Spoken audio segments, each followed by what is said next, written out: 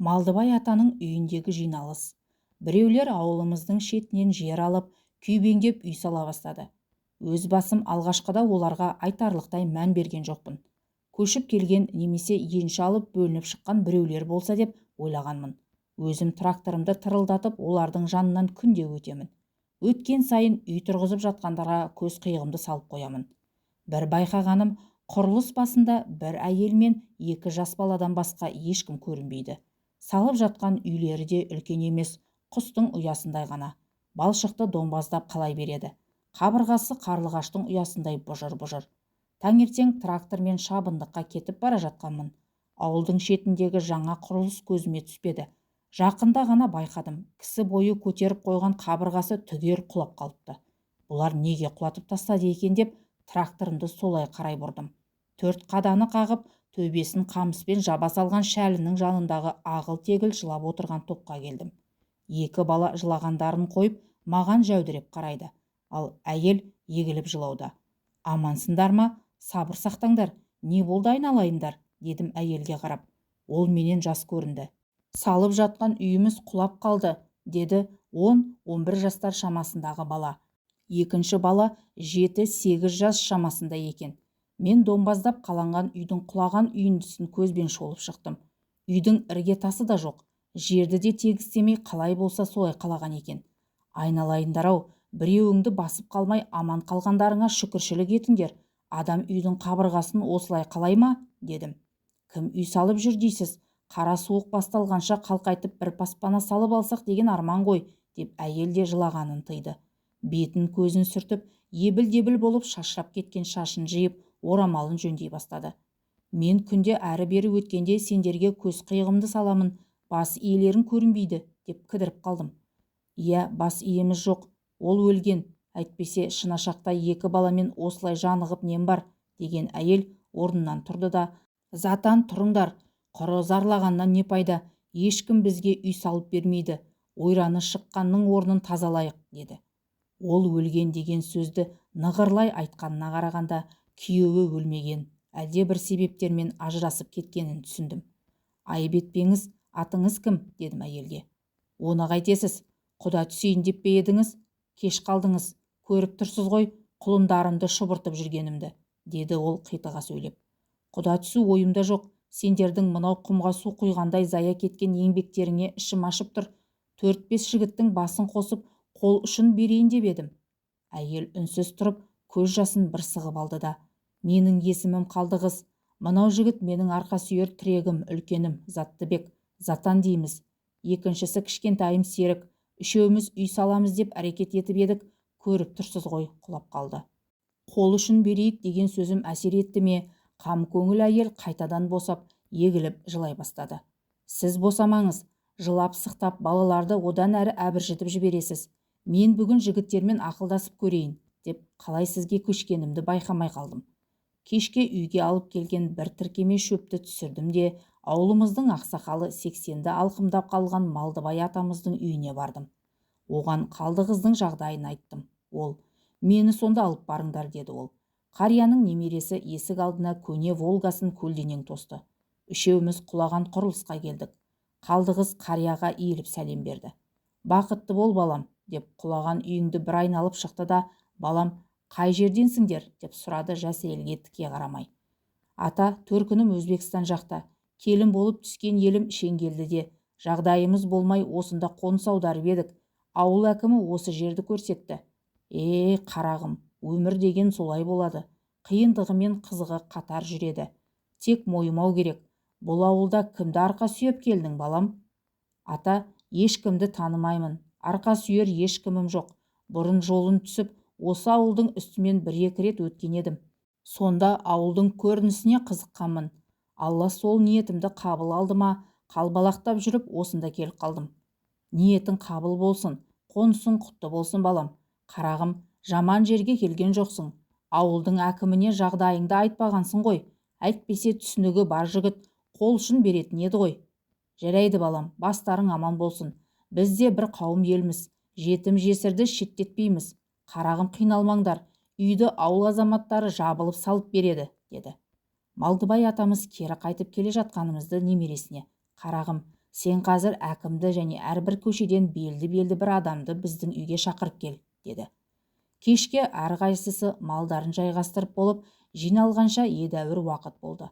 Атамыздың кең ауласына біраз адам жиналды. Ауыл ақсақалының не үшін жиналғанын түсінбей бәрі аң-таң. Екеу үшеуден қосылып күбір-күбір сөйлесіп отыр. Бір кезде ауыл әкімі: «Құрметті ауылдастар, атамыз бүгін бәрімізді шақырып бас қосып, айтар ойы бар екен. Сөзді атамыздың өзіне берейік», деді. Малдыбай атамыз отырғандарды бір шолып шықты да: «Қарақтарым, өздеріңе айтатын тосын әңгіме жоқ. Өздеріңде күнде көріп жүрген шығарсыңдар. Ауылдың шетіне буыны қатпаған екі баласымен бір әйел көшіп келіп, үй салып жатыр. Әлгінде өзім барып көріп келдім. Салған үйі құлап қалыпты. Осы ауылда талай ер азамат бар емес пе? Жалғыз басты әйел мен жетімектердің тірлігін көріп жүрсіңдер. Неге қабырғаларың қайыспады? Неге қол ұшын бермейсіңдер?» деген еді. Бәрі үнсіз төмен қарады. Көбісі жер шұқылап отыр. «Ата, өзі жағдайын айтпаса, көмек сұрамаса, жігіттер қайдан білсін?» деді әкім. «Жігіттер қайдан білсін дейді ғой. Сен не тындырып жүрсің? Жер бердім болды деймісің? Оның кім екенін, қайдан, не үшін келгенін, жағдайын неге сұрамайсың?» деп әкімге шүйлікті.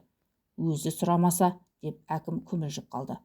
«Әкім ұйымдастырмаса, осы ауылда бұрын атқа мінген, менің өкшемді басып жүрген мынау отырған Толыбай, Қойгелді, Сүгірәлі сендер ұйымдастырыңдар. Анау көшіп келген бейшараларға асарлатып, баспана тұрғызып беріңдер. Бүгін осында ақылдасып, кім не істейтінін нақтылап, ертеңнен бастап іске кірсіңдер. Ата, шөп науқаны қызып тұр. Алдымыз жаз, асығыс не? Есік алдындағы 5-6 тұяққа жемшөп даярлап алайық. Содан соң», деп бұрынғы бригадир сөйлеп келе жатыр еді. Малдыбай атамыз: «Әй, тек отыр. Бүйректен сирақ шығармай жөніңді біл. Саған сөз кезегі жеткен жоқ. Шөп науқаны дейді ғой. Сен үйіңдегі келінмен бала-шағаң түгел шөп орып жүрсіңдер ме? Өзің қалма шаруаңнан. Келін барсын асарға. Сотқалдай жігіт болып қалған балаларың жүр әне, итке көлеңке бермей. Соларды сал шөпке», деді қария кейіп. Бәрі үнсіз қалды. Қалай дегенмен әкімнің аты әкім ғой, сол үнсіздікті бұзды. «Атамыз бәрімізге орынды сый айтып отыр. Рас, менің де кінәм бар. Ол әйелдің күйеуі жоқ, жесір екенін қайдан білейін? Ата, ренжімеңіз, қатемізді жөндейміз. Ортамыздағы алтын қазынамыз сіз аман болыңыз. Бүкіл ауыл жабылып асар жасайтындай үлкен құрылыс емес, шағын 3-4 бөлмелі үй салып берсек болды. Қыш құйғанға 10-15 жігіт болса жеткілікті. Одан соң қыш қалағанға, үстін жапқанға адам керек. Оның бәрі қолдан келеді. Тек бір қиыны қаржы жағы. Есік терезе, еденге, төбесіне ағаш керек, шатырына шифер керек. Сол үшін асарға шықпайтын, қолы тимейтіндер ақша құйса дұрыс болар еді», деді. «Балам, сөзің өте орынды. Көп түкірсе көл деген. Кететін шығынды есептеңдер де көпке шашыңдар. Менің ойымша арзымайтын ақша шығады. Анау күнде ұрттап жүрген ащы суларыңды бір рет тыйсаңдар да біраз ақшаның басын құрайсыңдар», деді де іске сәттілік тілеп бата берді. Асарлатып үй салдық. Тіркемелі трактор бар. Қалдыбек екеумізге құм, тас, құрылысқа қажет заттарды тасу жүктелген. Күндіз шөбімізді орып, кешке қажет материалдарды тасимыз. Кейде зәру болса күндіз құрылыс басында жүреміз. Сөйтіп бір жетінің ішінде болашақ үйдің ірге тасын құйып тастадық. Бұл кезде бір топ жігіттер қыш құйып болған. Қалдығыз алғашқы кездегіден өзгеріп шыға келді. Домбығып, ісініп жүретін бетіне қан жүгіріп, жайнап, көздері күлімдеп, аяқ-қолы жерге тимей зыр жүгіріп жүр. Әркімнің өзі күніге кешке құрылыс басында басымызды қосып, ертеңгі істейтін жұмысымызды пысықтап тапсырма жүктейді. Малдыбай ақсақалды немересі күніне бір рет көне волгасымен әкеліп жұмыстың барысын көрсетіп қайтады. Арада бір апта өткенде үйдің қабырғасы қалана бастады. Адам көп жиналды. Әйелдер жағы ас әзірлеп, құрылыс басы мерекеге айналды. Қалдығыздың қос ұлы асаршылардың қолдарына су құйып, құлдыраңдап жүгіріп жүр. Бас аяғы бір айдың ішінде жарқыраған 4 бөлмелі үй тұрғызып, қоныс тойын тойлайтын болдық. Тойға қайтадан ақша жиып, мал сойып, дастарханға қажет ас ауқат асылды. Жігіттер жағы қариялардан жасырып, ащы шайларын да алдырып, оларын үлкендерге білдірмеу үшін ақ құманға құйып, жымың-жымың күліп жүр. Мол дастархан жаңа үйдің алдына жасалды.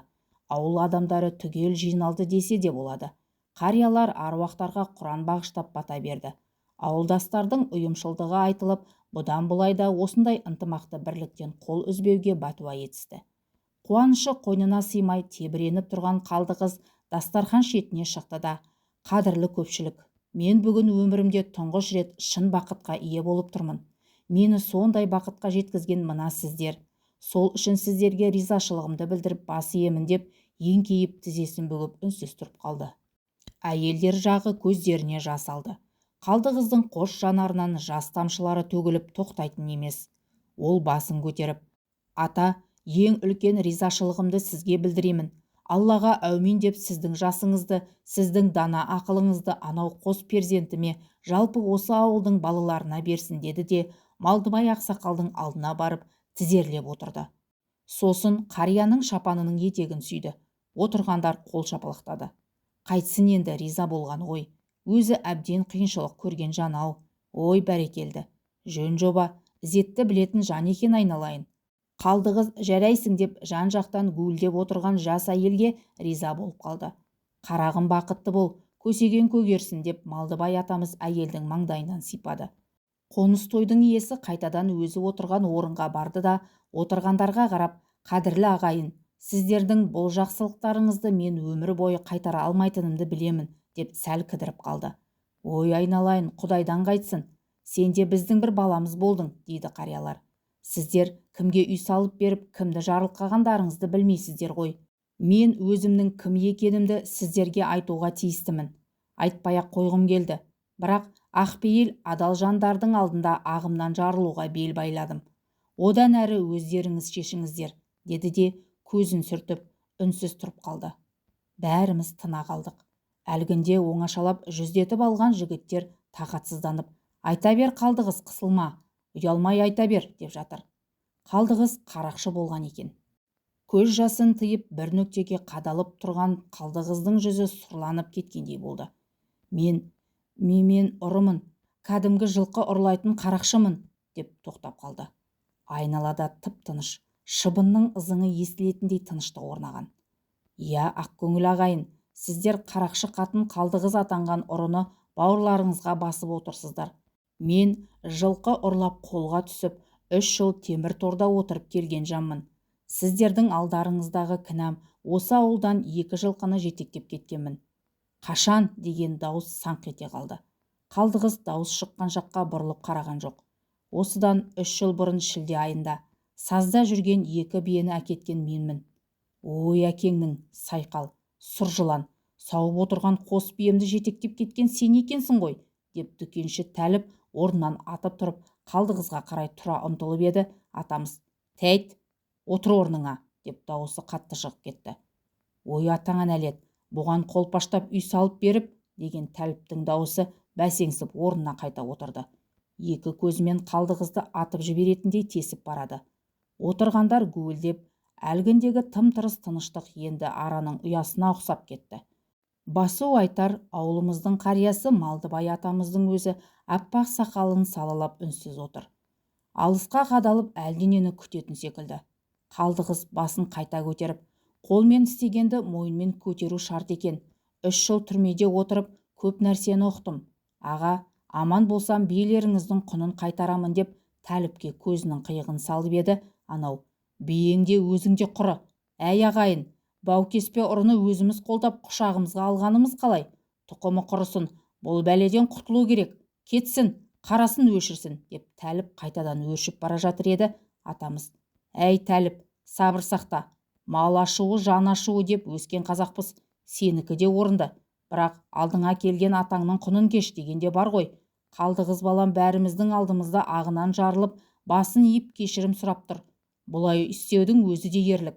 Ер азамат істейтін істі әйел басымен Қалдықыз істепті. Оған итермелегенде бір себеп бар шығар. Қайта соны білейік. Кетсін дейсің, 90-ымыз жиылып, тоқты жыққан батырмыз демекші, бүкіл ауыл болып жиылып салып берген Құрқылтайдың ұясындай үйді міндет қылғанымыз бізге сын. Сырт естіген елден ұят. Ондай сөзді енді айтушы болма» деді. Қайтадан тыныштық орнады. Тек Тәліп қана терісіне сыймай қозғалақтап танауының астынан әлденені міңгірлеп жанындағыларға айтып отыр. Қалдығыз, балам, отыра қой. Әлі айтатының болса, отырып айта бер. Түрегеп тұрып қол сермеп сөйлейтін сен Ленин емессің, деп еді. Көпшілік ду күлді. Тек қана Қалдығыз күлген жоқ. Ол бір езумен ғана жымиды да, оны да тез жиып алды. Ата, рахмет. Мен әлгінде айттым ғой, сіздердің алдарыңызда ағымнан жарылайын. Өткен өмірім жайлы қысқаша баяндайын. Өзім қорлық қиянат көріп жүріп, талай адамға қиянат жасадым. Ата, олай істеуіме өзіңіз айтқандай әртүрлі себеп түрткі болды. Тыңдайтын болсаңыздар айтайын, деді. Айта бер, қалайша және неліктен қарақшы болдың, соны айт. Қанша жанды зар жылаттың, деген дауыстар естілді жан-жақтан. Тіпті кейбіреулер ұры қатынды соншалықты қолпаштағандарың қалай, десіп те жатты. Әй, қоя тұрыңдар, айтсын, шынын айтқан адамнан айналсаңдаршы, дескен біраз адам бір жақтан шулап шықты. Түу, шулап кеттіңдер ғой, сөйлесінде, не деуші еді, ақталады да, шибөріше шуламай тыйылыңдар. Әлден уақытта шулаған жұрт бірте-бірте сабасына түсті. Қалдығыз отын үшін әкелінген бір томардың үстіне шоқиып отырды. Өзгелерден шамалы биікте отырсам, даусым бәріне жететін шығар деп ойласа керек. Жан-жағына ақырын бұрылып қарады да, мен жетім балалар үйінде өскенмін. Әкемнің, шешемнің кім екенін білмеймін, деп бастап қайтадан үнсіз қалды. Бәріміз үнсізбіз, тым-тырыс тыныштық. Бір күні детдомға келген біреулер мені асырап алатын болды. Есім кіріп қалған кез. Мектепке барайын деп жүргенмін. Бәрін білемін. Бір әйел мен еркек мені детдомнан алып кетті. Олар қойшы екен. Әйелі құрсақ көтермеген, оны кейін білдім ғой. Соларға қыз болып шыға келдім. 8-ші оқып жүргенімде шешем қайтыс болды. Үйде шоқиып әкем екеуміз қалдық. Әкем әйелі дүниеден өткен соң мал бағуды тастап, орталықта қарауылдыққа жұмысқа кірді. Мамамның жылын өткізген соң әкем күйеуімен ажырасқан бір баласы бар әйелді үйге алып келді. Бірақ ол әйел екеуміз тіл табыса алмай қайта-қайта сөзге ілінісіп қала бердік. Сөйтіп жүргенде ол ұл туды. Мен мектепті бітірдім. Әкемнің есіл дерті құндақтағы балаға ауып, соның асты үстіне түсіп, мені мүлдем ұмытты. Жоғарғы оқу орнына барайын деп ойлаған едім, әкем қолының қысқалығын айтып жібермей қойды. Ауылда жұмыс жоқ, үйге сыймаймын. Үйдің күйбең-күйбең тіршілігімен жүре берер едім, оған өгей шешеммен сыйыспаймын. Жұмыс іздеп қалаға кететін болдым. Оған әкем қарсылық білдірмеді. Оның көз қарасына қарап түсінгенім, ол менен құтылғанына қуанбаса өкінбейтін секілді. Сөйтіп киім-кешегімді бір дорбаға салып алып жолға шықтым. Автобус аялдамасына келіп тұрғанмын. Жаныма бір көнелеу москвич келіп тоқтай қалды. Ішінде 2 жігіт отыр. Біреуін таныдым. Жақында әскерден келген Садырбай деген жігіт. Ол дүкенге барғанымда 1-2 рет жолығып қалып, қалжыңдап жібермей біраз әурелеген болатын. Сол Садырбай машинадан түсіп, қолын созып амандасты да, «Я, жол болсын», деді. «Қалаға бара жатырмын», деп едім. Ол «Жайшама», деп жымиды. «Сонда жұмыс істеймін. Ауылда біз алданатын ештеңе жоқ». «Охо, енді көлеңкемді де көрсетпеймін десейші», деп қарқылдап күлсін келіп. Күліп болды да, «Бізде қалаға бара жатырмыз, машинаға отыр, ала кетейік», деді. Ойымда ештеңе жоқ, машинаға міндім. Ауылдан шыға бере олар кілт бұрылды да кері қайтты. «Әй, қайда барамыз?» деп едім. Шопыр жігіт: «Машинаның құжаттарын ұмытып кетіппін. Жолда майы қызметкерлері тоқтатса жүргізбейді ғой», деді. Ауылдың екінші шетіне шықтық. Олардың үйлері қайда екенін болса да білмеймін ғой. Бір үйдің алдына келіп тоқтадық. Шопыр машинадан түсті де үйге қарай жүгіріп кіріп кетті. Сәлден соң үй жақтан 2 әйел шықты. Олар машина жанына келіп, мен отырған артқы есікті ашты да, біреуі менің бетіме үңіліп, «Ой, айналайын, қане түсе ғой», деп білегімнен ұстады. Мен түкке түсінбей Садырбайға қарадым. Ол ыржиып, «Қалдығыз, айып етпе, сен енді біздің үйге келін болып түстің», деген кезде жүрегім су ете қалды. Не дейсің? Мен саған сөз берген жоқпын. Оны айтасың, сені жөнді танымаймын да, бұл қорлық», дедім жылап. Не керек? Жылатып, еңіретіп, басыма ақ жаулық салып, сүйрелеп үйге кіргізді ғой. Сөйтіп ойламаған жерден келін атанып, күйеуге шықтым. Садырбай беташар тойдан бастап ішумен болды. Құтты болсын деп достары келеді, ағайын туыстары келеді. Садырбай солармен қосылып арақты сілтейді. Көп ұзамай тойымыз өтті. Тойдан соң ата-енем 3 бөлмелі времянка сатып әперіп, бізді бөлек шығарды. Бөлек тұрғанымыз жаман болды. Күнімізді көре алмайтын болдық. Садырбай жұмыс істемейді, мен болса да жұмыссыз үйдемін. Қайдан табатыным қайдам, күйеуімнің аузы арақтан құрғамайды. Көнеге аузынан арақ иісі мүңкіп келеді де, қатын, давай тамақ бер дейді. Үйде тіске басар ештеңе жоқ болса, мен қандай ас әзірлеймін? Байына ас әзірлемейтін сен қандай қатынсың? Ой әкеңнің, деп мені сабайтынды шығарды. Мен қашып барып ата-енеме тығыламын. Бұл кезде аяғым ауырлап, ішім томпиып қалған. Қашанғы кемпір шалдың алдына барып, телміріп, шай қант сұрай бересің? Амал жоқ, біреуге жалданып істейтін жұмыс іздедім. Оны да таптым ақыры. Тезек қақтайтын болдым. Кешке үй иесі қақтаған тезегімді санайды. Әр данасына 1 теңгеден ақшамды санап аламын. Осылай ала жаздай ауылдың тезегін қақтап күн көрдім. Тапқан табысымның біразын Садырбай қу құлқынына жібереді. Дүкенге беремін. Кейін білдім ғой. Ол дүкенге барып, әйелімнің атына жазып қой деп талай шөлмектің басына су құйыпты. Айдың соңында дүкенші келіп маған дікеңдейді. Қарызыңды қайтар дейді. Амал жоқ, мен төлеймін. Күн суытып қара күз болған. Тезек қақтауға су салқын. Тартыншақтап жұмысқа құлқын болмаса да, өзімді өзім зорлап 20-30 тезек шығарып қойған кезде ішім бүріп ауырып, мықшиып отыра қалдым. Ішіме жел қарысқан шығар деп ойладым.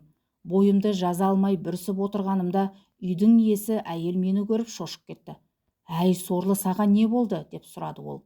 Ішім бүріп әкетіп барады, деп еді анау. Әй, бұл толғақ қой, деп қолтығымнан демеп үйіне қарай жетеледі. Апай, мен үйге қайтайын, дедім.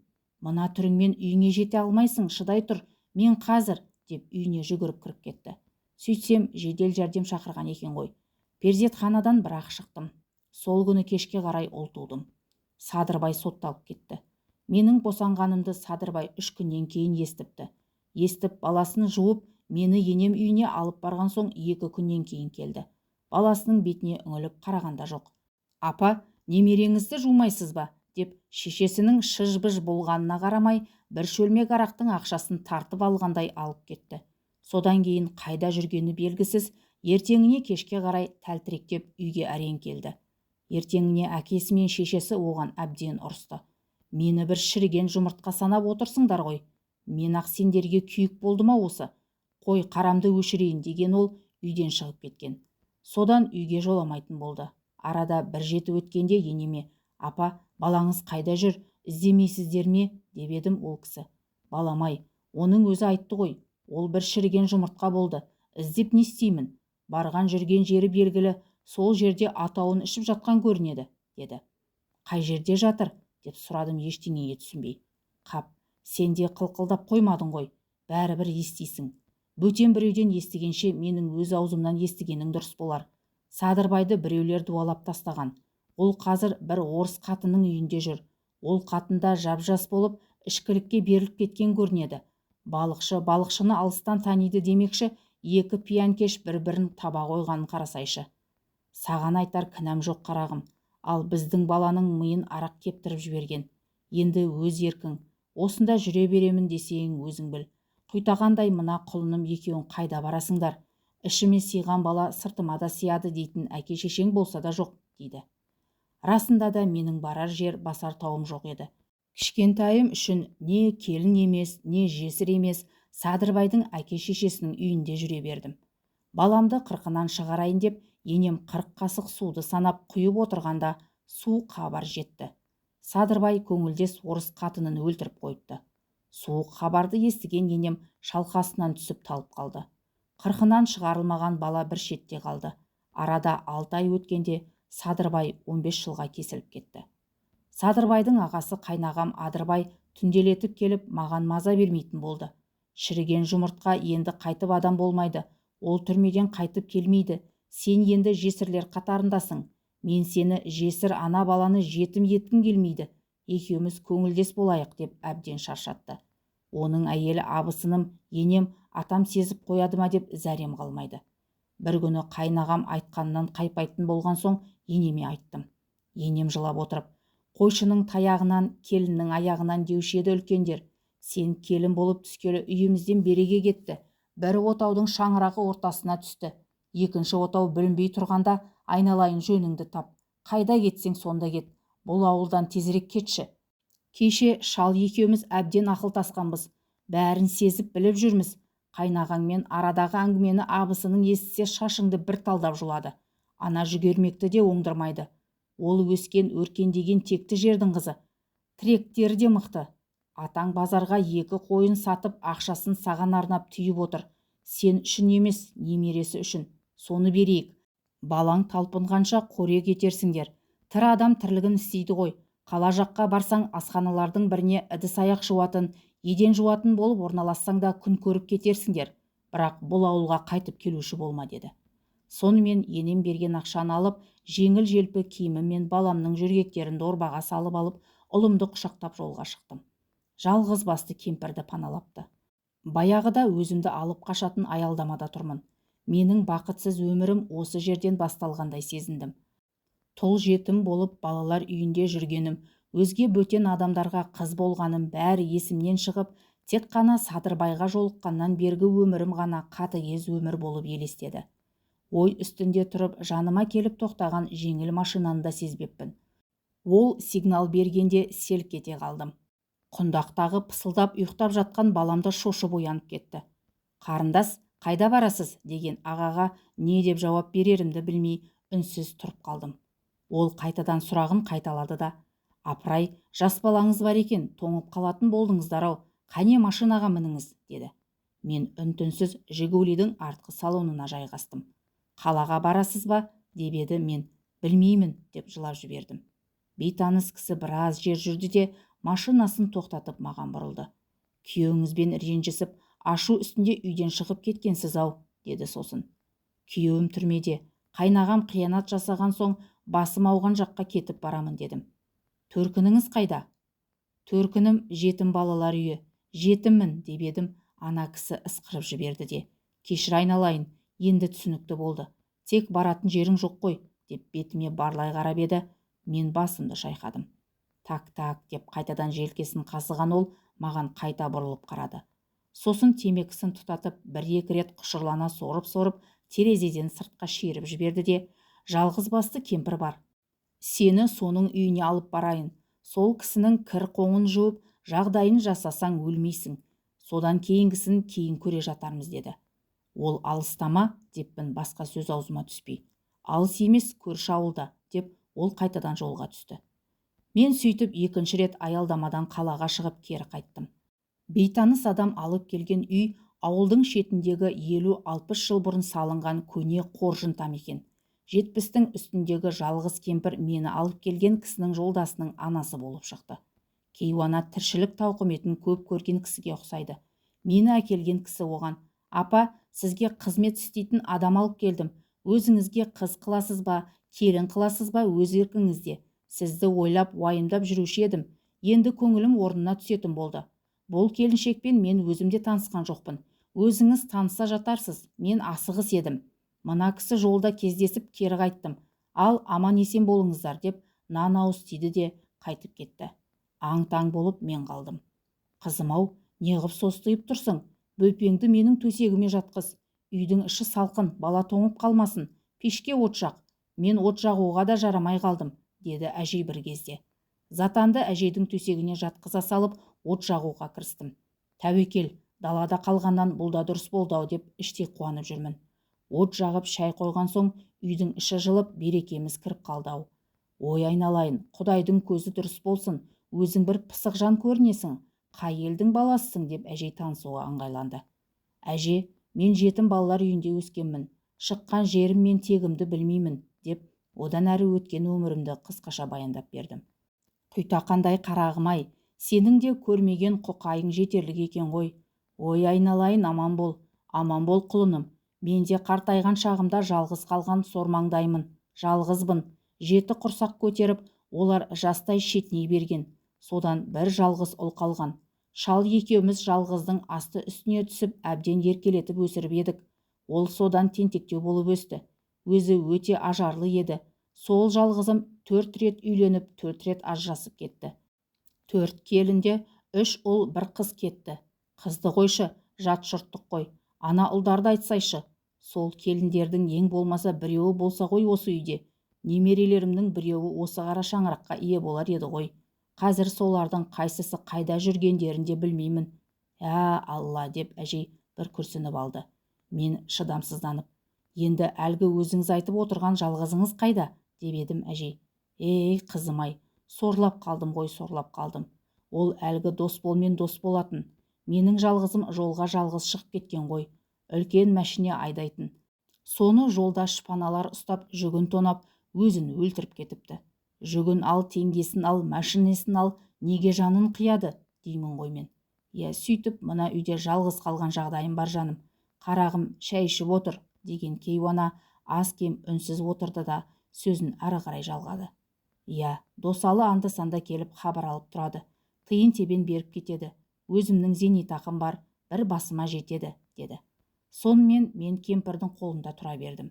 2 жыл ішінде Досалы 2-3 рет келіп, бізден хабар алып кетті. Ол ылғи асығыс жүреді, отырып шайда ішпейді. Жалғыз кемпірмен бірге 2 жыл өмір сүргенімізде қария дүниеден өтті. Оны ауыл болып арулап жерледік. Үйге ие болып мен қалдым. Әжем жарықтық береке екен ғой. Ол кісі бақилық болған соң, көп ұзамай қаржыдан қинала бастадым. Баяғы әдетім бойынша жазда тезек қақтап теңге табамын. Қыста қиын. Кемпір қайтыс болған соң, Досалы мүлдем ат ізін салмайтын болған. Қыста күн көру қиын болып, әбден түңіліп отырғанымда, біреу тыста дауыстап шақырған соң сыртқа шыққанмын. Қараңғы түсіп қалған. Қар жауып тұр еді. Шарбақ жанында 2 аттылы адам тұр екен. 2 аттылының бірі бері шығып кетіңіз, деді дауыстап. Қарындас, ат соқты болып шаршап келе жатырмыз. Жамбасымыз тиетін жылы жер керек еді, деді. Мен әуелі не дерімді білмей тұрып қалдым да, ағалар айтып етпеңіздер, үйде еркек кісік жоқ еді, елдің сөзі, оның үстіне сіздерге жағдай жасай алмаймын, ас ауқат жағын айтып тұрмын, дедім. Ол жағынан қысылмаңыз, бәрі өзімізден табылады, бізге жылы орын, атымызға қора болса жетеді, дейді. Қиналып келе жатқан кісілер екен ғой, үйді қызғанбайын деп ойладым да, жарайды ағалар, аттан түсіңіздер, дедім. Олардың үйде түнегеніне ренжіген жоқпын, қуанып қалдым. Қоржындары тола, көптен бері тісіме тимеген етті көрдім. Қаншайлары да бар екен. Қарындас, біз бір сәт мызғып алайық. Сен қоржындағы ас ауқатты түгел сыртқа шығар, қазанға ет салып қайната бер. Қоржындағының бәрі осында қалады. Құдай қаласа таңертең жолға шықсақ, қонағасыны үйде жейміз, деді мұртты кең жаурынды қара торы кісі. Көп болса 35-те шығарсың, деп іштей ойлап қойдым. Екінші ұзын бойлы, сидиған арық бидай өңді жігіт, ол анадан жас көрінеді. Семіз жылқының етін асықпай қайнатып, қамыр елеп отырғанымда қонақтарым да оянды. Үйіме табақ ет ортаға келгенде мұртты қазақ: қарындас боласыз ба, құрбы боласыз ба, атыңызды біле отырсақ, деді. Мен сіздерден көп жаспын ғой, есімім Қалдығыз. Қалдығыз, қарағым, қоржынның түбінде 1-2 орыстың баласы жатқан секілді еді. Соларды да дастарханға шақыра сал, деді күліп. Мен оның сөзіне түсінбедім. Ұзын бойлысы, жұмбақтамай айта берсейші, бұл кісі ондайды қайдан білсін деп жатыр. Қоржында 1-2 шөлмек арақ бар, соны айтып отыр бұл соққан, деді сосын маған қарап. Қызық-қызық сөйлейді екенсіздер, деп өздері айтқан арақты алдарына әкеліп қойдым. Ал енді танысайық, менің атым Пернебай, мынау сары жігіт Өзбекбай, деді мұртты қазақ. Дастархан басында екеуі қанша өтініп сұраса да арақтан ауыз тимедім. Ішпек түгілі өмірі қолыма ұстап көрмегенмін. Бірақ еттен есемді жібермей еркін жедім. Етті әбден сағынып қалған екенмін. Ол екеуі 2 шөлмек арақты түгел тауысып, үйеме табақ етті еңсеріп тастады. Сорпа ішті, шай ішті, түн жарым ауа төсекке қисайды. Таңертең ерте атқа қонған олар 1 сағаттай мезгіл болғанда қайта оралды. Жетектерінде бір семіз құнан бар. Пернебай: Қалдығыз, мынау біздің өзіңе берген жамбас ақымыз, деп еді. Мен: ойбой аға, мен оны қайтемін, деп шошып кеттім. Сойып жейсің, мал қылып бағушы болма, реті келсе дәл бүгін пышаққа жық, ал содан соң бізді көрдім білдім деп тісіңнен шығарушы болма. Нағашым дейсің бе, жиенім дейсің бе, солардың біреуі әкеліп берді дерсің. Мен жалғыз өзім 1 жылқының етін, деп күмілжіп қалып едім. Ол екеуі бірдей күліп жіберді. Өзіңе 1 жілігі де жетеді, қалғанын сатып жібер, Құдай қаласа біз тағы да келіп қалармыз. Сен біздің ат байлайтын бекетіміз боласың. Ал Қалдығыз қарындас аман бол, деген олар Құнанды қораға кіргізіп байлады да құйғыта шауып алыстап кетті. Мен әрі ойланып, бері ойланып көрші үйге бардым. Өзім жылқының ұрлықы екенін іштей сездім де ертерек союға асықтым. Көрші үйдегі ағаға жолығып, досалы бір жылқы әкеліп пұлдап бер деп еді, ауылда ет жейтіндер бар ма екен дедім. Қазір ет қалушы ма еді, алады ғой, мен сұрастырып көрейін деді. Ет алатын адамдар көп екен, бәрі жиылып, өздері Құнанның нарқын шығарып, өздері бауыздап, терісін сыпырып, өздері бөліп, өздері маған ақшасын жиып қолыма ұстатты. Мұндай қуанбаспын. Бір жілік ет Затан екеумізге талай күнге азық болады. Бәрінен де қос уыс теңгені айтсайшы. Ертеңіне-ақ Затанға өзім бір сыпыра киім алдым. Үйге азық-түлік және 2 шөлмек арақ алып қойдым. Пернебай бен Өзбекбай келіп қалса, алдарына қойып риза етпекшімін. Арадан 15 күн өткенде екеуі сап етіп жетіп келді. Оларды жылы шыраймен қарсы алдым. Бір құнан қойдың етін бүтін әкеліпті. Қайтарда соғамыз, жол жүріп барамыз, әшейін өзіңнен хабар ала кетейік деп едік деген Пернебайдың көзі күлімдеп тұр. Сіздерді құрау жібере алмаймын, аттан түсіп шай ішіп кетіңіздер деп үйге қоймай кіргізіп, өздері әкелген еттен қуырдақ қуырып алдарына арақ қойдым. Екеуі бір-біріне қарап риза болып отыр. Не керек, асығып отырған қонақтарым қонатын болды. Қайтадан қазан көтердім. Дүкенге жүгіріп барып және арақ әкелдім. Мен дүкеннен келсем, екеуі әлденеге ерегесіп отыр екен. Тоқ етерін айтайын, қалдығыз менікі, дейді Пернебай. Жарайды, айдаладағы бір ұрғашыға бола арамыз суымасын деп Өзбекбай келісе кетті. Мен ештеңені естімеген білмеген болып үйге кірдім. Бір таңданғаным, Пернебай басқа арақ ішпеді. Есесіне Өзбекбай бір шөлмек арақты бір өзі ішіп, қылжиып ұйықтап қалды. Сіздердің орталарыңызда одан әрі не болғанын айтпай-ақ қояйын. Қысылып, қиналып жүргенімде көл көсір дүние берген Пернебайдың айтқанынан шықпай ыңғайына көндім. Олар таңертең жолға шығып кетті. Өздері айтқандай 3 күннен кейін қайта соқты. Маған және бір ту биені тастап кетті. Мен оны сойдырып қайтадан ақшаға айналдырып алдым. Қарақшылықты кәсіп етті. Сөйтіп Пернебай анда-санда бір соғып түнеп кетіп жүрді. Аяғым ауырлап, ішім шермеген кезде Пернебай молда әкеліп некемізді қидырды. Баламыз некесіз туылмасын, адамнан жасырсақ та Құдайдан жасыра алмаймыз деді ол. Екінші ұлым дүниеге келіп, Заттыбекке серік болды ғой деп атын Серік деп өзім атадым. Досалының арқасында үйлі болып, Пернебайдың арқасында жоқшылық көрмей өмір сүріп жатқанбыз. Күйеусіз бала туып алған соң, ауыл әйелдерінің пыш-пыш әңгімелеріне арқау болып, ауыздарынан түспейтін болдым. Олар күйеулері кешіксе болды, қалдығыз қаншыққа барып келдің бе дейтін болыпты. Әйелдеріне ерегіскен кейбір еркектер, сен шаңқылдай берсең қалдығызға кетемін деп өсетін көрінеді. Бұрын жымиып, жылы амандасатын жандар көшеде, дүкенде кездесе қалса болды, кірпіше жиырылатын болды. Кімнің аузына қақпақ болайын, үн-түнсіз жүре беремін. Пернебай келсе, басқа жаққа көшіріп әкетші деп айтпақшы болып, оны сарғая күтіп жүргенмін. Бір күні өзім танымайтын бір жігіт келіп, жаман хабар жеткізді. Пернебай бен Өзбекбай жылқы айдап бара жатқанда ұсталып қалыпты. Маған біраз ақша беріп жіберіпті. Ақшаны алып, ал кеп жылайын. Құдайға не жаздым? Менің маңдайыма біткен еркек түгел түрмеге түседі деп еңіреймін. 2 балам 2 жағымда. Енді сол екеуін қалай өсіремін, қалай адам қатарына қосамын деп саруайымға түстім. Бұрынғы жиған теңгем мен Пернебайдың беріп жіберген ақшасы қашанғы жетуші еді. Жылға жетпей таусылды да бұрынғы тас қалпыма түстім. Бұл кезде Затаным ес біліп қалған. Серік құлдыраңдап жүгіріп жүр. Ауылда жұмыс жоқ, басқа жаққа барайын десем баспана жоқ. Содан әрі ойлап, бері ойлап, Пернебайдың кәсібін істемекші болып соған бел байладым. 2 баланың нан суларын дайындап, Заттыбекке Серікті қайта-қайта тапсырып жолға шықтым. Автобусқа мініп көрші ауданға бардым. Одан соң аудан іргесіндегі бір ауылға барып, сырттай барлау жасадым. Шеттегі үй бие байлайды екен. Сол үйді аңдыдым. Бір әйел кешкі сауымды бітірді. Үй иесі биені сайға апарып тұсап қайтты. Қараңғы болғанша сайдың бойында бұғып отыра бердім. Ымырт болған кезде биенің жанына бардым. Жуас мал екен, тосырқамады. Еміп тұрған құлынды ұстап алдым да бір топ жыңғылға байлай салдым. Содан соң биенің үстіне қарғып міндім де сайды бойлап шаба жөнелдім.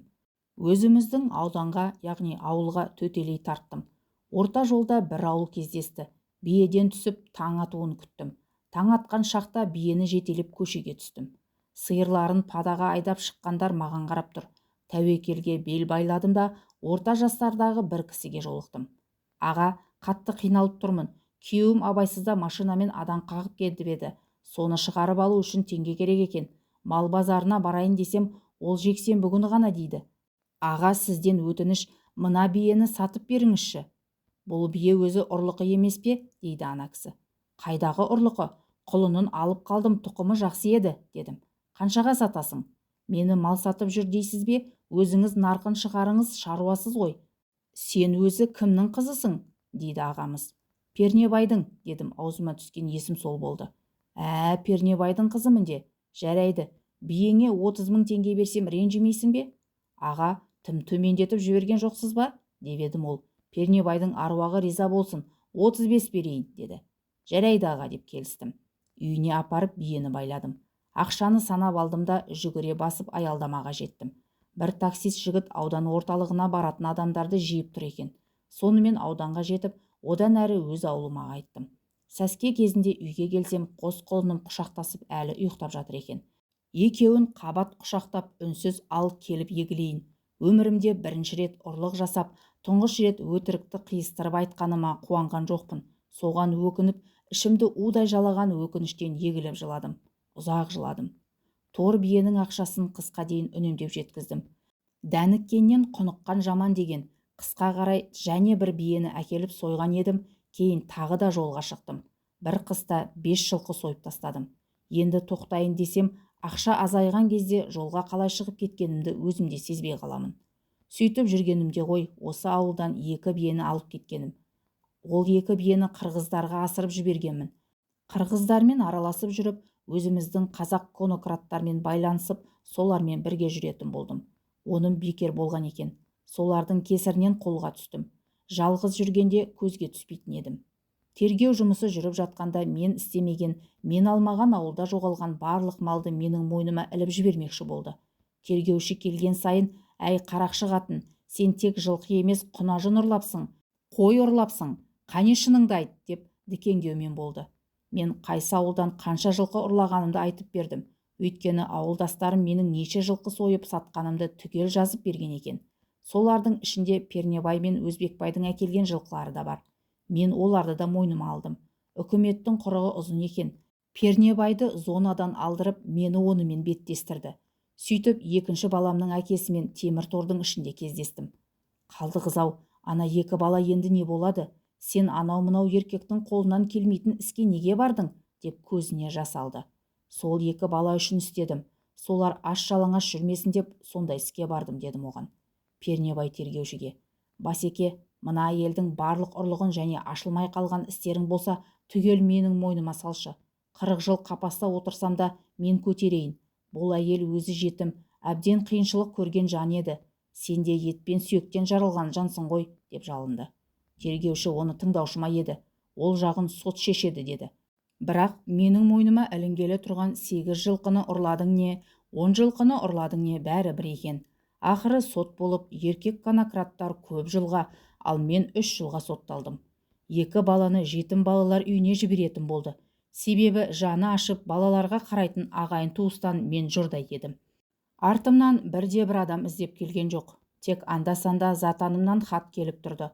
Солардың амандығын ойлап, солар үшін зонадағы қиыншылықтың бәріне төздім. Бірде-бір рет тәртіпті бұзып ескерту алған жоқпын. Түрмеде жүріп, енді бұдан былай біреудің ала жібін аттамауға, Құдайға сыйынып отырып, өзіме өзім сөз бердім. Белгіленген мерзімді өтеп шыққан заматта балалар үйіне ұштым. Бірінші үлкен ұлым затанымды таптым. Бойы өсіп, жігіт болып қалыпты. Екеуміз құшақтасып ұзақ жыладық. Ұлым өксіп-өксіп егіледі. Бізді көрген тәрбиешілер де ағыл-тегіл. Содан соң серігімді алдырдым. Мен қамалғанда ол құйтақандай ғана еді. Өсіпті. Мен оны алғашында танымай қалдым. Балалар үйінің директоры: балалар уақытша бізде бола тұрсын. Өзіңіз әуелі оңалып алыңыз. Қазір оларды алып кеткеніңізбен қайда барасыздар? Апаратын баспанаңыз не дайын жұмысыңыз жоқ. Өзіңіз жайласып алған соң келіңіз, деді. Директордың ақылы орынды еді. Менде өз аулым, не өз үйім дейтін ештеңе жоқ. Қалада қалдым. Күніге жұмыс іздеймін. Полицияға барып есепке тұрдым. Олардан жұмыс тауып берулерін өтіндім. Бір майор шенді полицей темір жолдан жұмыс тапты. Күніге қайла балғамызды иығымызға салып алып, темір жолды жөндеуге кетеміз. Мұндағы жұмыстың бір жақсысы жатақханасы бар. Кәдімгі жолаушылар вагонын жатақханаға айналдырып қойған. Бригадирге жалынып, кейде 2 ауысымда жұмыс істеймін. Есіл дертім, арманым көп ақша жиып, кішкентай болса да бір баспана сатып алу болды. Сенбі сайын балаларыма барып, оларды тәрбиешілерден сұрап алып шығамын. Көшеде қыдыртып, бал мұздақ сусындар алып беремін. Затаным ерте есейді. Мама, ауылға барайықшы. Кішкентай үй салып алып, үшеуміз бірге тұрайық. Мен есептеп қойдым, қоян өсірген пайдалы екен. Әрбір 4 айда қоян туатын көрінеді. Көжегі көп болады екен. Ауылда қоян өсіруге болады. Қоянды көбейтіп, етін жеп, терісін сатсақ, ақша жиып, қой ешкі сатып аламыз. Есік алдына әртүрлі жеміс жидек егеміз, дейді ол. Баламның ақылымен келістім. Сөйтіп, жаз шыға ауылға кететін болдық. Күндердің күнінде басым және бір бәлеге тап болды.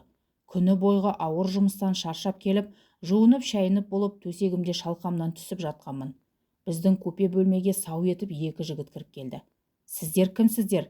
Мұнда ылғи әйелдер тұрады. Неге есікті қақпайсыздар? Дедім, жалаңаш денемді жамылғымен қымтап. Біз полицияданбыз. Сіздің аты жөніңіз? Деген соң оларға құжаттарымды көрсеттім. Қанша ақшаңыз бар? Жасырмай көрсетіңіз, дейді біреуі шатынап. Айтпасам, көрсетпесем не істейсіңдер? Дедім қырсығып. Тінтеміз. Тінту үшін прокурордан рұқсат керек. Мен қылмыскер болсам, оны неге айтпайсыңдар? Бас көзге қарамай тінту жүргізгендерің заңсыз. Бірақ өздерің біліңдер, тінте беріңдер. Менің тырнақтап жиған ақшам міне, деп жасырып жинап жүрген ақшамды көрсеттім. Біз ақшаңызды уақытша тәркілейміз, деп еді мен. Ол үшін кем дегенде 3 куә қажет. Көрші бөлмедегі әйелдерді шақырыңыздар, дедім ақшаны ұстатпай. Охо, заңға жүйріксіз ғой, дейді біреуі миығынан күліп. 3 жыл күндіз түні үздік оқып қайтқанмын, дедім. Біреуі барып 3 әйелді ертіп келді. Маңдай теріммен тапқан адал теңгелерімді санап протокол жазып, ана 3 әйелге қол қойдырып алды да, кейініңіз бөлімге барамыз, деді. Сіздер менің қандай қылмыс жасағанымды неге айтпайсыздар, десем, ана екеуінің бірі. Сіз қонақ үйде бопсалаумен шұғылданып, бөгде адамдардың ақшасын алғаныңыз үшін айыпталасыз, дейді. Не деп тұрсың? Қайдағы қонақ үй? Қандай бопсалау, деймін шошып. Анық қанығын бөлімде сөйлесеміз, жүріңіз, деді де жетелей жөнелді. Бөлімге келген соң әлгі жігіт: Иә, конократ қатын, енді жылқыны қойып, адамның айғырларын ауыздықтауға кірістің бе? Кеше түнде саяхат қонақ үйінде кіммен бірге болдың? Дейді безірейіп. Қайдағы саяхат қонақ үйі? Оның қай жерде екенін сұрашы әуелі. Мен біледі ме екенмін? Түнде қайда болғанымды жанымда жататын қыздардан неге сұрамайсың? Сол үшін осы бөлмеге алып келдің бе? Деймін мен шырылдап. Бастықтарға қарап шапылдап сөйлеуді зонадан жүргенде өзге әйелдерден көргенмін. Тырнақтайда кінәм болмаса, мыналардың өзіме түк істей алмайтынын біліп отырмын. Слушай, Басеке, мені жатақханадан қалай алып келсеңдер, солай жеткізіп салыңдар. Олай істемесеңдер, қызметтеріңе салқыным тиіп кетуі әбден мүмкін. Кімнен нені сұрауды, қалай сұрауды сенімен ақылдасу үшін осында алып келген жоқпыз. Қонақ үйді жағалауды қашаннан бері әдетке айналдырдың? Соны айт, деді әлгі жекіп. Мен оларға темір жолда қара жұмыс істейтінімді, кешке қонақ үйлерді жағаламақ түгілі ас ішуге мұршам келмей сүрініп жығылатынымды айттым. Бірақ олар маған сенбеді. Иә, темір жолда істейсің, атың Қалдықыз, оны да білеміз. Клиенттерің де біледі, деген кезде көзім ұясынан шығып кете жаздады. Өзің не деп көкіп отырсың? Клиентің не? Сендер мені кешке қонақ үйлерді жағалап жүрген түнгі көбелек жезөкше деп отырсың ба? Деп едім. Дәл солай. Оған қоса шарлатансың, дәлеліміз бар. Одан да бәрін өзің айтып, тігісін жатқызып ақталмайсың ба? Қане дәлеліңді айта ғой, деп едім. Анау папкасының ішінен бір қағазды алып оқи жөнелді. Мен 19 сәуір күні саяхат қонақ үйінде Қалдықыз есімді қызбен таныстым. Екеуміз ресторанда отырып біраз іштік. Содан соң қонақ үйдегі менің жататын бөлмеме бардық. Қыздың келісімімен шешініп төсекке енді жата бергенімізде бөлмеге 2 жігіт кіріп келді. Олар маған қызды зорладың деп бопсалай бастады. Суретке түсіріп алдық, үйіңе жібереміз деп қорқытты. Қалдықыз менің құлағыма ақша беріп құтыла салсайшы деп сыбырлаған соң аналарға ақша ұсындым. Олар менің бар ақшамды сыпырып алып, қызды алдарына салып әкетіп қалды. Ол қыз әңгімесінің арасында темір жол бойында вагон жатақханада тұрамын деген еді, деп бір сұмырай қол қойыпты. Қане сол серіні ертіп келіңдер, мен оның түсіне кірген шығармын, дедім. Ертең көресің, ал бүгін осында түнейсің, деп екеуі кекеде күлімсіреп шығып кетті. Ал мен камераға қамалдым. Таңертең өзімді тұтқындаған екі жігіт қайтадан сұрақ алып миымды қатырды. Өз обалың өзіңе, өзің мойындағанда дұрыс болатын еді, дейді олар. Ей, нені мойындауға тиістімін? Сендер айтқандай жезөкше болғанша бұрынғыдай жылқы ұрлағаным 10 есе артық, деп айғайлап жібердім. Біреуі үн-түнсіз сыртқа шығып кетті. Бір кезде тыриған арық шикіл сары біреуді ертіп келді. Өзінің көзі тұздай екен. Ол маған одырайып қарайды. Ал көке, сіз мына қызды танисыз ба? Деді тергеуші. Анау танымаймын дегендей басын шайқады. Ау көке, қонақ үйде қойныңызға кірген қыз осы емес пе? Өзің сол кеште мас па едіңіз? Деген жігіт орнынан атып тұрды. Жоқ, мас емес едім, точно білемін, бұл қыз емес. Ол мен секілді сары еді. Танауының, оң жақ танауының үстінде тарыдай ғана қалы бар. Ол осы қалыма бола атымды Қалдықыз деп атаған екен деп еді, деп шикіл сары қипақтап тұр. Менің ішім қылп ете қалды. Танауының үстінде тарыдай меңі бар қыз біздің бухгалтер. 2 ай бұрын екеуміз сөзге келіп қалғанбыз. Ол істеген жұмысымыздың ақысын дұрыс көрсетпей, содан ерегіс туған еді. Көке, дұрыстап қараңыз, арыздандыңыз, алаяқ қызды ұстап өздері қоя берді деп қайтадан арыз жазбайсыз ба? Дейді тергеуші. Сері жігіт күмілжіп. Жоқ, бұл кісі емес, мен қалай жала жабамын? Ол сары, бұл кісі секілді күнге күймеген, жел тимейтін, күн тимейтін жерде жұмыс істейтін адам. Мүмкін мүлден жұмыс істемейтін шығар. Шын айтамын, мені тонаттырған тонаған қыз ба, қатын ба бұл емес, деді. Мен шыдамай кеттім. Ал енді арызды мен жазамын. Мені басшылардың жанындағы қыздардың алдында қарабет қылдыңдар. Түні бойы көз ілмедім. Бүгін жұмыстан қалдым. Маған моральдық нұқсан келтірдіңдер, деп едім. Алдында миығынан күліп отырған тергеуші сымақ жігіт сүтке тиген мысықтай бола қалды. Кешіріңіз, қазір машинамен жатағыңызға өзіміз жеткізіп саламыз. Жұмыс орныңызға анықтама жазып береміз, деп лыпылдасып келіп. Іште менің атымды сатып, жеңіл ақша тауып жүрген жалған Қалдықызды ұстап бермекші болдым да, ол ойымнан тез айныдым. Ұстап берсем, мен мұнда жұмыс істеп өмір сүре алмаймын. Бухгалтер қыздың сыбайластары мені сөзсіз сүріндіреді. Оның үстіне мынау шалағай тергеушілерге жыным келді. Менің жалақымды шегертпеу үшін анықтама жазып бер, дедім тергеушіге. Қазір жазып беремін, қазір жазамын, деп лып-лып етеді. Олар айтқан сөздерінде тұрды. Тәркіленген ақшаны түгел қайырып берді. Көк белдеулі УАЗбен вокзалға жеткізіп салды. Мен келген бойда өзіміздің бухгалтерияға кірдім.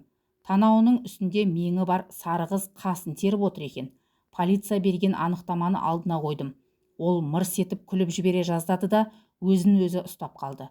Бірақ езуінде кекесін күлкі қалып қойды. Мені өзінше менсінбей басынып отыр. Полицияға түсіп нені бүлдірдің, деді көзі ойнақшып. Оның осы сөзі ішімде тынып жатқан ызаны қоздырып жіберді. Жан-жағыма бір қарап алдым да ананың құлағына. Сенің артыңды жабамын деп сарсаңға түсіп жүрмін. Сен рахатқа батасың, менің атым былғанады. Табысыңның тең жартысын бермесең, алдыңғы түні бірге болған сары сапалақ, көк көз еркегіңді, өзіңді қорлап жүрген крышаңды түгел қатар қойып беттестіремін. Қане, шығар ақшаны, дедім де өзім берген анықтаманы қайтадан алып қойдым. Сен не деп сандырақтап тұрсың, деген анау сұп-сұр болып кетті. Сандырақтап тұрған жоқпын. Саяхат қонақ үйіне күнде кешке саяхат жасап, менің атымды сатып, ақша тауып жүргенің өтірік пе? Өтірік десең, тап қазір тиісті орынға хабар беремін. Саған крыша болып жүргендер қоян болып безіп кетеді. Ал өзің рас ресторанда арақ ішкендерді бопсалап ақша тауып жүрмін, Қалдықыз болып танысатын да рас десең, ешкімге жария етпеймін. Екеуміз келісеміз. Қане, бұған не дейсің? Сыртқа шығайықшы, деді ол жан-жағына жалтақтап. Сыртқа шықтық. Оңашалау жерге барып тұрдық. Менің Қалдықыз болып танысқанымды қайдан білдің? Сенің қоқаңдағаныңнан қорықпаймын. Жаңа бухгалтериядағы адамдардың көзінше шу шығарғым келмеді. Сен өзі маған не істейсің? Қолыңнан не келеді, деп күшейіп шыға келді. Сен менің атымды, мекен-жайымды айтып, тәніңді сатып, былғанып жүргенің аздай, енді өзіме ашық шабуылға шыққың келіп тұр ғой. Қой, сен мен салғыласып береке таппайды екенмін. Бар, көзіңді бояп, түнге даярлана бер, деп бұрыла беріп едім, белімнен ұстай алды. Тарт, арам қолыңды, дедім тістеніп. Қалдығыз, кешірші, бір білместік өтті. Затымыз әйел ғой. Өткен жолы шығарған шуың бәле болып, бастық маған сөгіс жариялаған. Соңғы ескерту жасаған. Енді қайталанса қызметтен кетесің деген. Сол үшін саған ерегісіп, сені сыртыңнан сатқаным рас. Кешірші, деп еді мен. Бұл жолы қызметтен кетіп түрмеге түсесің. Шантаж жасап ақша табуды зонада жақсы үйретеді. Мені түремшік деп елдің көзінше жер етіп едің, есіңде ме? Түремшіктің қандай болатынын енді өзің көресің. Кет жолымнан, деп қолын сілкіп тастадым. Қалдығыз, жаным, кешірші, құлың болайын. Сол түні тапқан ақшама ақша қосып берейін. Ат-тон айыбым болсын, деп алдыма тізерлеп отыра қалды. Зонада жүргенде қандай қылмыскер болса да бір-бірімізге аяушылықпен қарап, түрмені дұшпанымның басына бермесін деп тілейтінбіз. Мына қызда жаңылыс басып, қателесіп жүрген шығар. Оны сотқа бергенде маған келер-кетер ештеңе жоқ. Одан да менің адал жанымды, атымды сатып, сатқан арам ақшасын алайын. Оған арам, маған адал ғой, деп ойладым. Жарайды, кештім, ақшаңды әкел. Содан соң бухгалтериялық есеп-қисабыңды жаса. Мен жұмыстан шығамын. Себебін білесің, сен атымды былғадың. Ашумен бір күні өзіңді жазым етуі мүмкін, дедім оған. Әдейі қорқыттым. Мақұл, кешкі 5-ке дейін бәрін қанттай етіп реттеп қоямын, деді ол. Сол күні жұмыстан босап, әлгі менді қыздан қомақты қаржы алып, атым шыққан саяхат қонақ үйін сұрастырып жүріп тауып алдым. Сонда жұпынылау арзан нөмерге жайғастым. Ойым пәтер іздеп тапқанша қонақ үйде тұру. Сосын балалардың сабағы біткен соң ауылға кету. Іздеп жүріп жеке пәтер таптым. Ақшам бар, бірақ қысып ұстаймын. Бір кафеге ыдыс-аяқ жуушы болып орналастым. Күніге түнде кеш қайтамын. Бір күні сол кафеге темір жолдағы танауының үстінде қалы бар қыз, жалған қалдығыз 2 жігітпен келді. Мен оны байқамаған болып тірлігімді істей бердім.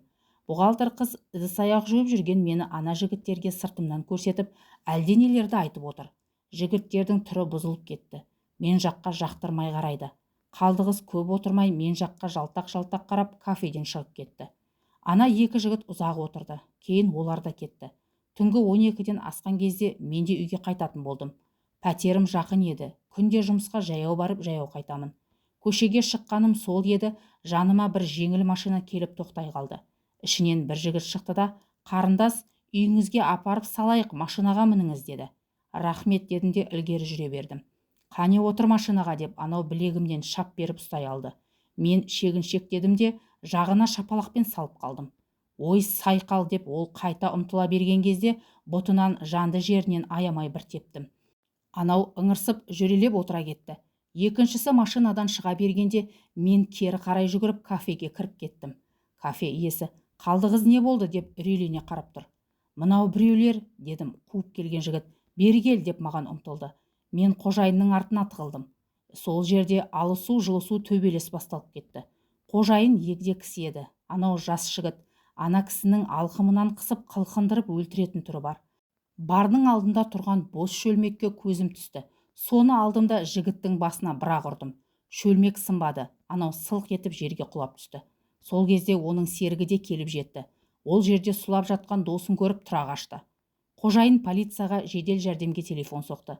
Келген дәрігерлер жігіттің басын таңып берді де, өлмейді деп қайтып кетті. Полиция қызметкерлері бізге арыз түсініктеме жаздырып алып, ана жігітті өздерімен бірге алып кетті. Таңертең бізді бөлімге шақырған. Бір кезде Қалдығызды алып келді. Сөйтсек, түнде таяқ жеген жігіт ағынан жарылыпты. Кафеде әдемі қыз жұмыс істейді. Өзі жетім өскен, қорған болатын ешкімі жоқ. Соны бір рет түсірсеңдер, ол кейін сендерге ермек болады. Осы жұмысты тындырсаңдар, сендерді ресторанға отырғызып, әбден тойдырамын, деп бізді Салима жұмсаған екен, деп бар шындықты жайып салды. Арамдығын қоймаған қызды аяйын ба? Болған оқиғаларды түгел баяндап, түсініктеме жазып бердім. Сұрақ алып отырған жігітке, мен қаладан кететін едім. Мені қайта-қайта шақырып, әурелей бермеңіздер, деп айтып кеттім. Балалар үйіне барып, қос ұлымды жетелеп осы ауылға келдім. Ауылға келер ме едім, келмес пе едім. Заттыбегім, мынау затаным ғой. Мама, ауылға барайық. Алғашқыда қиналармыз, кейін бәрі жақсы болады, деп қоймаған. Жиған терген ақшам бар. Соған қалқайтып бір баспана салып алармын деп көз жұмып кірісіп едім. Оны өздеріңіз көрдіңіздер. Енді міне жарқыратып үй салып бердіңіздер. Сіздерге алғыстан басқа айтарым жоқ. Өз өмірім жайлы бәрін бүкпесіз түгел жайып салдым. ендігі билік сіздерде. Жүрген жерің ылаң дау-дамай екен, жолың анау десеңіздер, оған да көнемін, деген Қалдығыз төмен қарады. Бәріміз үнсізбіз. Үнсіздікті әдеттегідей Малдыбай атамыз бұзды.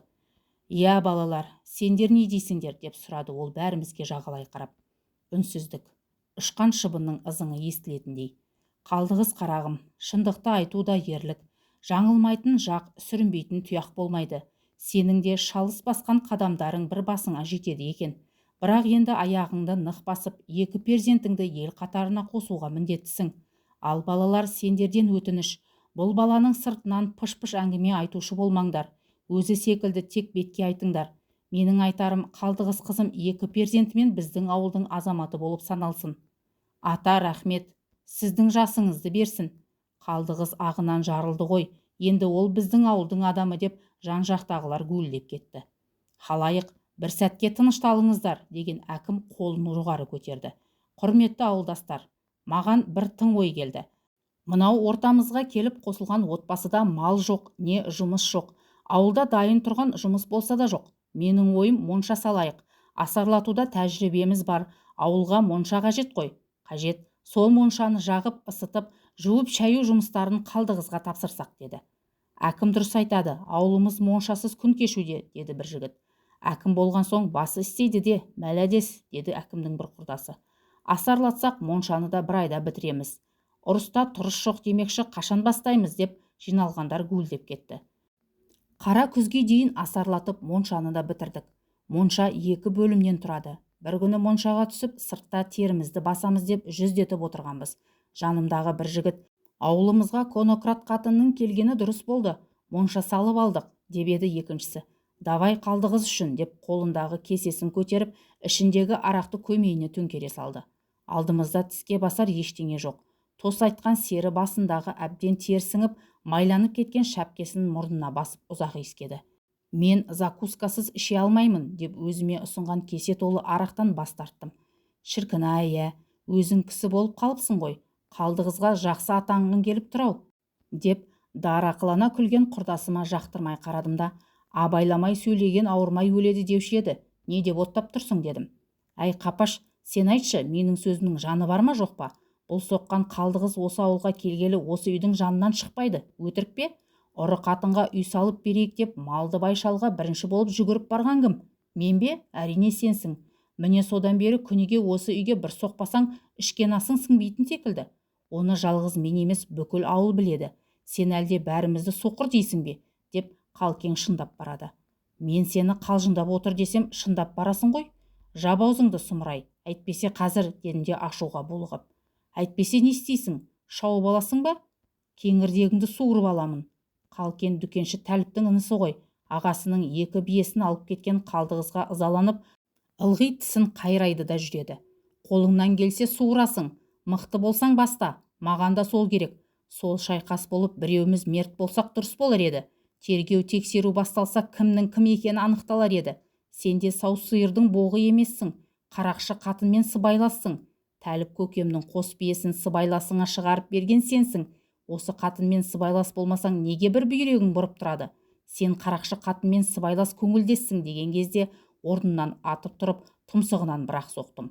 Ол шалқасынан түсті. Быттиған бетіне және бір соққы бермекші болып, үстіне қонжия кетіп едім, Қапаш арт жағымнан келіп, қапсыра құшақтап жібермей қойды.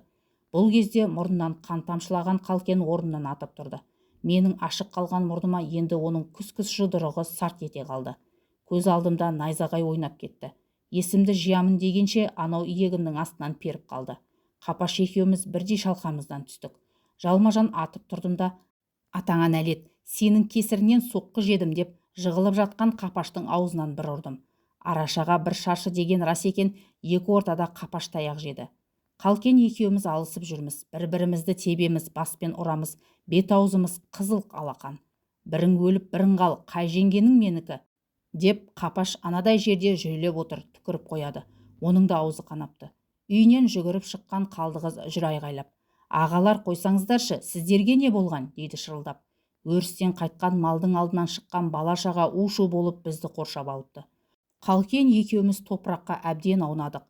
Үстіміздегі киіміміз пора-пора болып жыртылып, таусылуға айналды.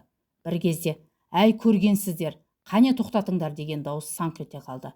Жалт қарасам, бұрын әдебиеттен сабақ берген ұстазымыз зейнеттегі Қасымбек ағайымыз екен. Ол келе сала қолындағы таяғымен әуелі менің жауырымнан, одан соң Қалкеннің жауырынынан періп қалды. Қызық көріп тұрған балалар ду күлді. Қасымбек ағай балаларға қарап, барыңдар, түгел кетіңдер деп таяғын сермеп қуып салды да бізді шақырды. Басымыз салбырап тұр. Ата сақалдарың ауыздарыңды жапқанда бұл не масқара, дейді тістеніп. Мынау ғой айдаладағы қатынды қызғанып, дейді Қалкен. Әй, не деп былжырап тұрсың, деп ағай ала көзімен ананы ата қарады да маған қарап, сен не дейсің, деді. Ағай, ол оттап тұр, сөзімізге куә Қапаш. Мынау маған ұрысың, Қалдықызбен сыбайлассың деп күйе жақты. Содан шыдамай бірінші қол жұмсадым, дедім. Ал Қапаш, сен айт, мына екеуінің қайсысы дұрыс айтып тұр? Қапаш қипақтап, ұрыстың басы боқ жеме дегендей, негізінде ерегісті бастаған Қалкен. Үшеуміз құрдаспыз, бірақ Қалкеннің жазықсыз жала жапқаны рас.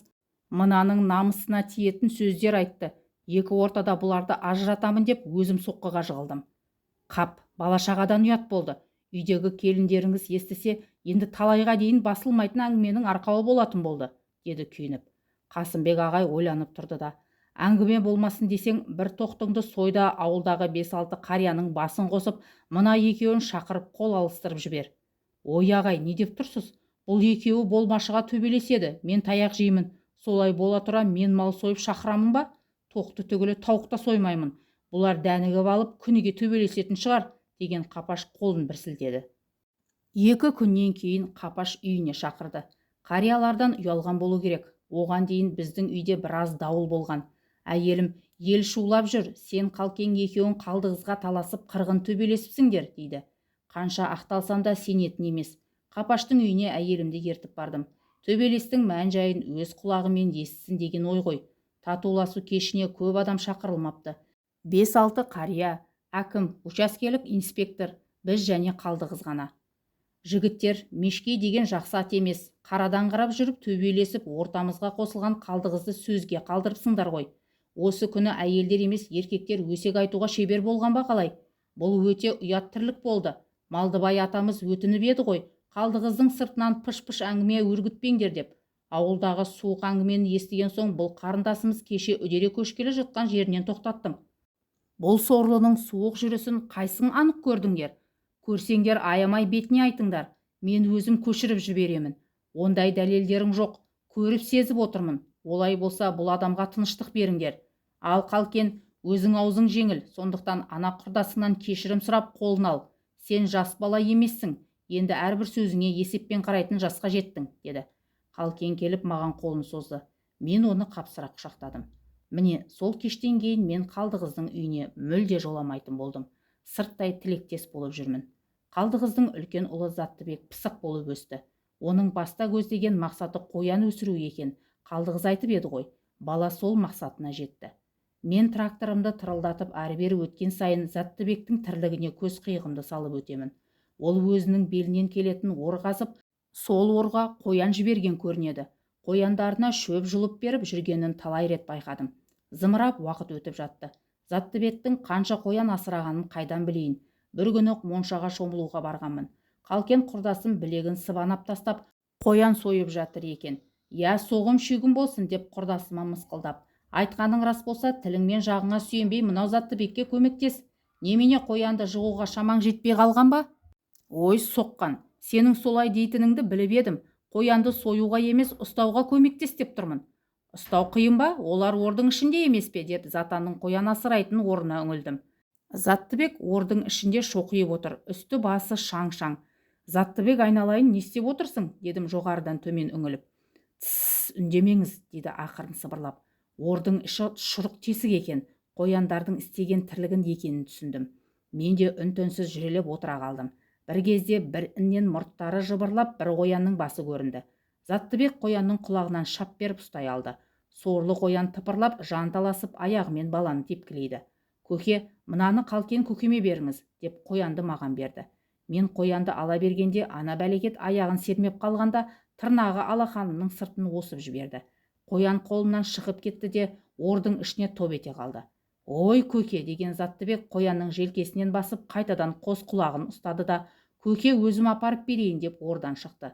Менің қолымның сыртынан шып-шың қан шықты. Бір қоянға шамасы келмеген сорлы, дейді құрдасым. Затан-ау, қояның көп пе? Мына көкең нешеуінің терісін сыпырып тастаған өзі, дедім таңданып. Сонау баста 4-еуін асыраған едім, қазір көбейіп кетті. Нешеу екенін білмеймін. Ұраның ішін кеулеп ін қазып тастайды екен, ұстауы қиын. Түнде індерінен шығып бұлақ басына дейін жайылып кетеді. Апам қояндарын көбейді ғой, біразын сой, терісін ал, жетін жерміз деген соң қоянды қалай соятынды білмеймін. Жаңа Қалкен көке моншаға келген соң сол кісіден өтіндім, дейді қояндарының көбейгеніне мәз болып. Осы кезде дорбасын иығына салып алған Қапаш келді. Дорбасындағы емен сыпыртқысы сорайып көрініп тұр. Ыстық бұханаға кіріп біраз шапалақтамақшы ғой деп ойладым. Оу, төңіректі қызыл алақан қылып жатқан қай қасап десем, үлкен сарбаз екен ғой, деп қарқылдап күлді. Менімен қол беріп амандасты да Қалкенге қарап, сенің майлы қолыңды алып жұғысты болсын дейін десем, соғымың арықтау екен, дейді. Соғымды байлаған мен емес, Заттыбек мырза ғой. Бір кезде Қапаш ара шағып алғандай, ойбай-ай, деп ыршып барып Қалкеннің қолынан ұстай алды да, әй, бәрін бүлдіріпсің ғой, дейді. Нені бүлдіріппін, нені айтып тұрсың, деген Қалкен аңтаң болып тұр. Мен де ештеңеге түсінбей Қапашқа қарадым. Әй, соққан-ау, қоянның терісін осылай сыпырама екен. Мына тері енді ештеңеге жарамайды. Ауысып қалғансың ба? Сойып жатқаның қой емес, қоян ғой, қоян. Қалай бауыздадың, көрсетші. Қалай, кәдімгі малды бауыздағандай. Қоянымды бауыздап терісін сыпырып бер деп сенен кім сұранды? Заттыбек пе? Қалдығыз ба? Қоянның қожайыны Заттыбек қой. Сол өмірі мал бауыздап көрмеп едім деп өтінген соң, мал бауыздап жүрген сенің тірлігің осы ма? Әй, қандай кемшілік көріп тұрсың, жұмбақтамай соны айтсайшы, дедім Қалкен құрдасыма жаным ашып. Екеуіңде өмірі ештеңе көрмеген сорлысыңдар. Қолдарыңнан келмейтін іске неге араласасыңдар? Қоянды қой секілді бауыздамайды. Тамағын кертіп, өңешін тіліп қанын ағызады. Жаны толық шыққан кезде басын төмен қаратып асып қояды. Содан соң артқы шабын тіліп, төмен қарай терісін сыпырады. Терісін сыпырғанда қоянның бақайшығынан бастап бас терісіне дейін түгел терісімен бірге алынады. Теріні теріс айналдырып, тұздап, қос шыбықпен керіп кептіреді. Соғанда миларың жетпеген бе? Қайдан білейін, мені күніге қоян сойып жүр дейсің бе? Деп Бекен танауының астынан міңгірлеп, дөңке ағаштың үстіне отыра кетті. Я, ағалар, амансыздар ма, деген Қалдығызға бәріміз жалт қарадық. Шелек ұстаған Қалдығыз жанымызға келгенде Қапаш, айналайын қарындасым-ау, қазақта шымшық сойса да қасап сойсын деген сөз бар. Мына қасапты қайдан тапқансың? Қояндарыңды бауыздап, бәрін быт-шытын шығарып қырып тастапты. Терісін түкке жарамайтын етіпті. Қойыңызшы, жылқы емес, бар болғаны қоян ғой, дейді Қалдығыз күліп, бауыздалып терісі сыпырылған қояндарға қарады да, сол жымиған күйі баласына қарап, Затан, неше қоян сойғансың, деп сұрады. Апа, 6-ау, жарайды, жетер. Басқалары өсіп көбейе берсін. Сен баққан малдың дәмін көрсін. Мен қазір қуырдақ пісіремін.